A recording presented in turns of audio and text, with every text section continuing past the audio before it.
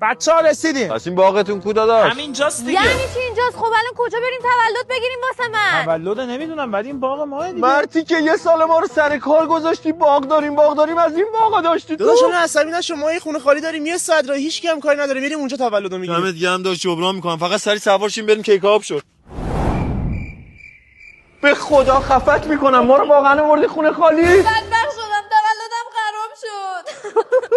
آقا سلام، یه آگهی گذاشتید ویلاتون خالی الان؟ داداش یه مشتری که میخواد پول بزنه، ولی اگه شما زودتر بزنی من برای شما نگه میدارم. خب نه شماره کارت بدید من سری واریز میکنم، لوکیشن هم برامون بفرستید. مرسی.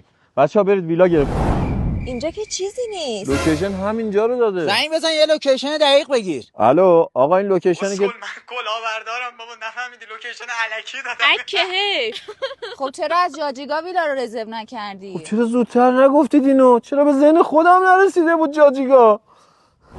به به بالاخره بعد این همه دربدری به اون ویلایی که می‌خواستیم رسیدیم. بابا کاش همون اول از جاجیگا می‌گرفتیم ویلا رو. بیلیاردو جون دوپلکسه تر و تمیز. بچه‌ها پاشید سری تولدو بگیریم، دیر شد. پاشید. تولد